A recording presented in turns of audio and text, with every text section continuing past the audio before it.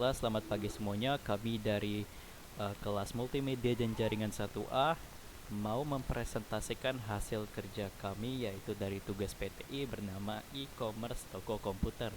Berikut di bawah ini nama-nama anggota yang ada di kelompok kami. Jadi ada Iqbal Akbar sebagai ketuanya 431 bla. Ada Zaid, Muhammad Putra Pratama, dan kami dari Politeknik Negeri Batam. Baiklah, kalau begitu mari kita ke slide selanjutnya.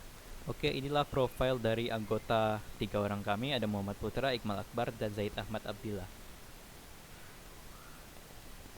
Selanjutnya, jadi apa itu e-commerce? Menurut Loudon dan Loudon 2048, electronic commerce atau yang dapat disingkat dengan e-commerce mengarah pada pemanfaatan media sosial internet dan web untuk mempermudah kegiatan transaksi bank. Selanjutnya, Loudon dan Loudon menjelaskan bahwa secara normal dan secara formal, e-commerce adalah layanan internet yang dapat membantu para pelaku bisnis untuk mempermudah mereka dalam bertransaksi. Transaksi tersebut dapat dilakukan oleh individual, kelompok, atau bahkan organisasi besar yang melibatkan pertukaran nilai uang sebagai imbalan atau jasa barang. Selanjutnya, jadi e-commerce adalah sebuah e-niaga atau niaga secara online atau internet. E-commerce juga merupakan suatu konsep yang memungkinkan penjual dan pembeli tidak perlu bertemu secara langsung. E-commerce bisa dilakukan di mana saja menggunakan komputer, laptop, bahkan smartphone. Adapun beberapa bentuk dari e-commerce ini seperti, silakan dibaca Putra. Oke, jadi di sini ada beberapa jenis-jenis e-commerce, yaitu terdapat 4 di bawah ini. Yang pertama ada e-commerce business to business. Umumnya model bisnis yang seperti ini dilakukan secara berkesinambungan antara kedua belah pihak. Contoh dari business to business ini yaitu produsen dan supplier yang saling berinteraksi secara online, baik untuk konsultasi, kebutuhan barang, hingga proses pembayaran. Selanjutnya ada e-commerce business to customer. Business to customer dilakukan oleh bisnis dan konsumen secara langsung. Transaksi yang seperti ini terjadi seperti jual beli online biasanya. Konsumen mendapatkan penawaran produk dan melakukan pembelian secara online. Selanjutnya ada e-commerce konsumen ke konsumen, yaitu adalah transaksi yang digunakan sekarang ini seperti yang terjadi di aplikasi Tokopedia, OLX, Bukalapak, dan sejenisnya. Jadi konsumen ini di sini role sebagai perantara saja. Selanjutnya ada konsumen to business. Adalah keterlibatan dari bisnis ke konsumen yang dimana konsumen di sini mengambil tugasnya sebagai supplier ke bisnis. Baik, selanjutnya. Baik, rumusan masalah dan batasan masalah. Nah, di sini ada rumusan masalah sebagai berikut.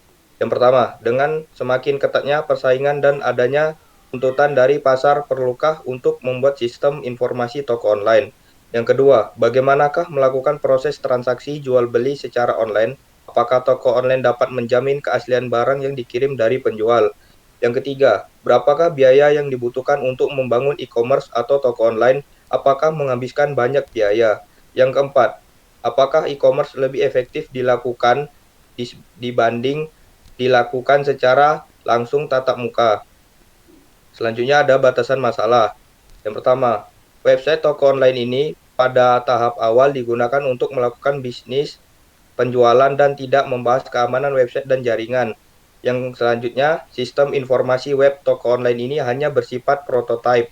Selanjutnya, kurang pahamnya konsumen pada mekanisme transaksi. Selanjutnya, posisi tawar konsumen cenderung rendah dalam transaksi e-commerce. Dan yang terakhir, masih adanya kerugian yang dialami konsumen dalam transaksi jual beli melalui internet.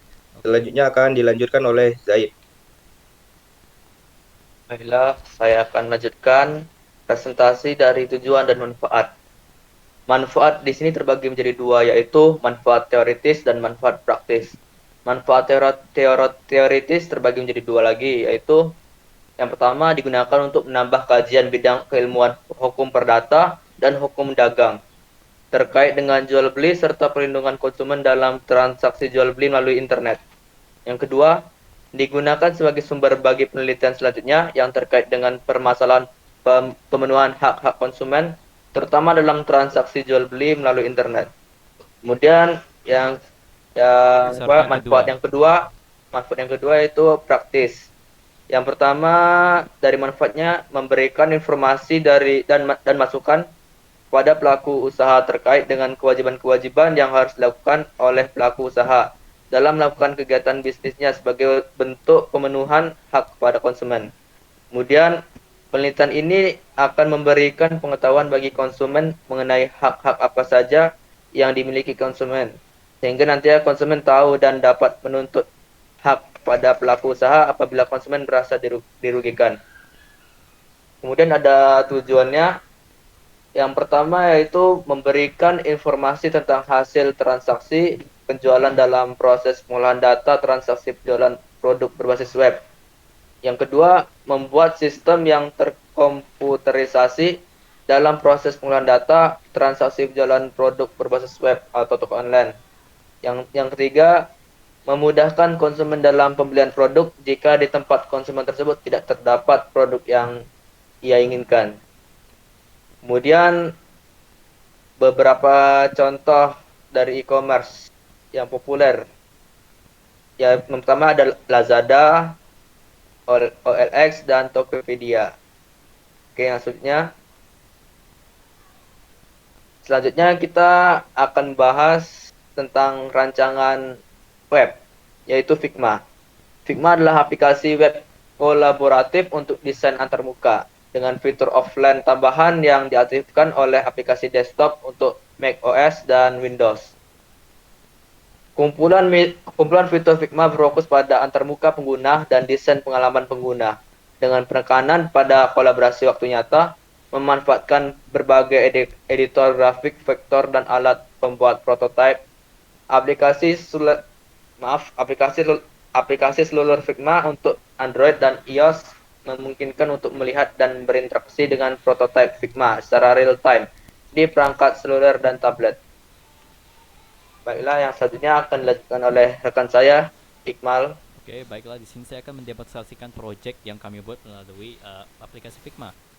Prototype yang kami buat. Jadi ini adalah tampilan sign in-nya. Ketika user itu masukkan sign in dan password, ini berarti mereka sudah memiliki yang namanya akunnya. Tapi kalau mereka belum punya akun, berarti mereka bisa tekan sign up di sini.